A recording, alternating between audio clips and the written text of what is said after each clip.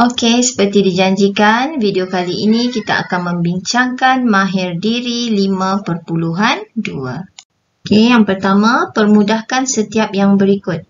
Okey, X tambah PQ ni tolak dengan kurungan 3Y tolak PQ per 2 tolak 4 tambah 1/3X tolak 5Y tambah 7. Okey, yang pertama sekali kita buka bracket. Jadi X tambah PQ. Ni dah tak ada kurungan ya. Kemudian untuk yang bracket kedua, sebab di luar ni tolak seperti yang pernah saya bincangkan dalam bahagian 2. Okey, negatif darab 3Y jadi tolak 3Y. Kemudian negatif darab negatif PQ per 2, negatif darab negatif dapat tambah PQ per 2. Dan seterusnya negatif darab negatif 4 jadi tambah 4. Okey, kemudian bahagian bracket yang ini sama saja. Sebab apa? Sebab di luar bracket adalah tambah. Jadi tiada perubahan tanda. Okey, seterusnya kita kumpulkan sebutan serupa. X tambah dengan 1/3X. Kemudian PQ tambah dengan PQ per 2.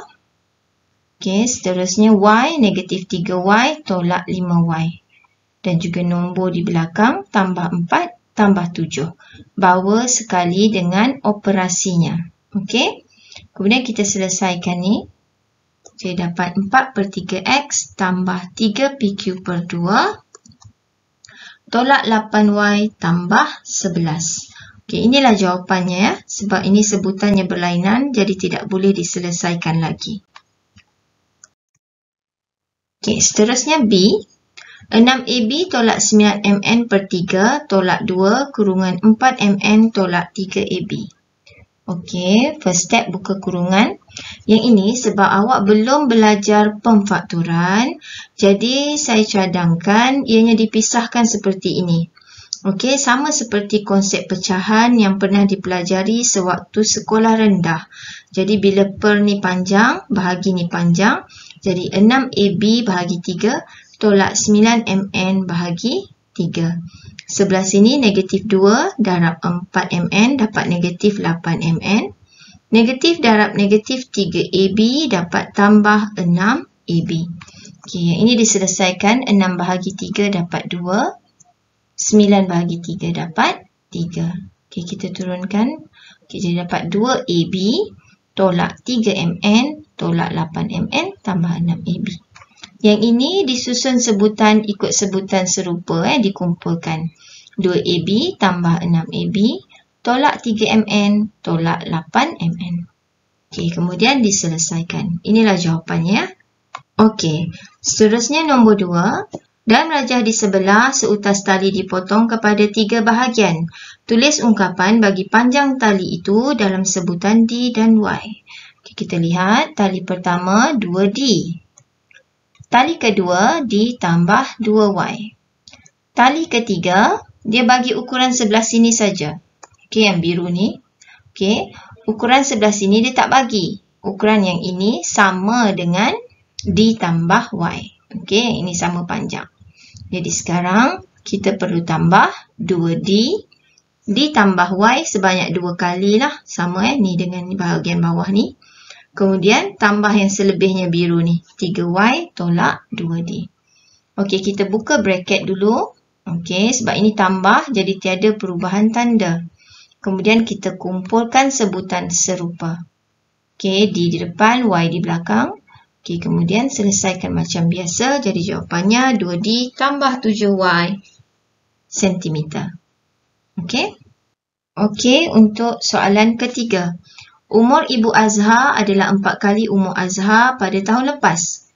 Jika umur Azhar ialah N tahun sekarang, nyatakan umur Ibu Azhar dalam 7 tahun lagi dalam sebutan N. Okey, maklumat yang ada kat sini, umur Ibu Azhar kita tak tahu. Tapi umur Azhar kita tahu iaitu N tahun sekarang. Jadi cikgu buat dalam bentuk jadual lebih nampak. Okey, awak boleh lakar sahajalah ya. Okey, ini Azhar dan ibu. Kemudian umurnya tahun lepas, tahun ini dan 7 tahun lagi. Okey, maklumat yang ada sekarang ialah umur Azhar ialah N tahun sekarang. Maksudnya tahun ini umur dia N. Okey, dia nak tahu umur Ibu Azhar 7 tahun lagi. Tapi dalam maklumat juga ada bagi tahu umur Ibu Azhar adalah 4 kali umur Azhar pada tahun lepas. Jadi kalau tahun ini N, tahun lepas umurnya adalah N tolak 1. Umur kamu tahun ini 13.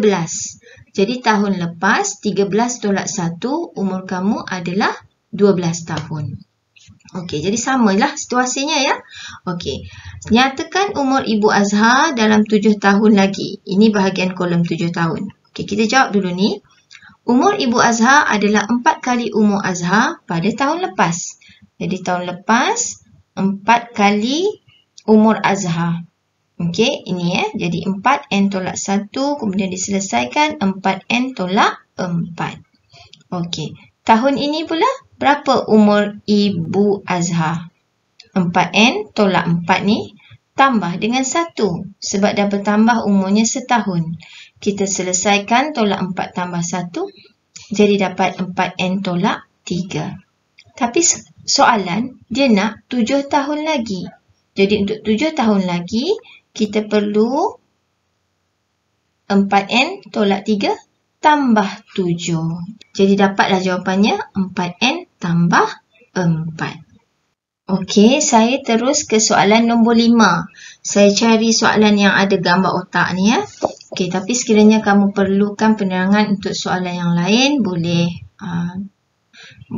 komen. Okey. Okey, Aina membina sebuah model kubus daripada kad Manila. Jika isi padu kubus yang dibina itu ialah 2 tambah 3pi kuasa 3 cm padu, cari jumlah luas permukaan kubus itu dalam sebutan pi. Okey, kubus ni, okey, kamu pernah jumpa sewaktu sekolah rendah. Okey, dia kata luas permukaan kubus. Okey, kubus ni kalau dia buka, dia bentuk tenteng, kan? Okey, kita tengok Okey, isi padu sama dengan panjang darab lebar darab tinggi. Okey, jadi dia dah bagi isi padu dia 2 tambah 3pi kuasa 3. Bila dikembangkan, dia jadi macam ni. 2 tambah 3pi darab 2 tambah 3pi darab 2 tambah 3pi.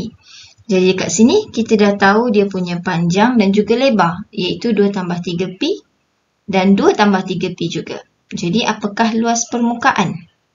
Okey, luas permukaan kubus ni dia bentuk petak kan, segi 4 sama. Jadi, panjang darab lebar. Okey, inilah 2 kali sahaja diulang. Atau diringkaskan 2 tambah 3pi kuasa 2. Okey, ini adalah bentuk bentangan kubus. Okey, 2 tambah 3pi kuasa 2 ni hanya untuk sekeping ni sahaja. Okey, kita nak luas permukaan, jumlah luas permukaan.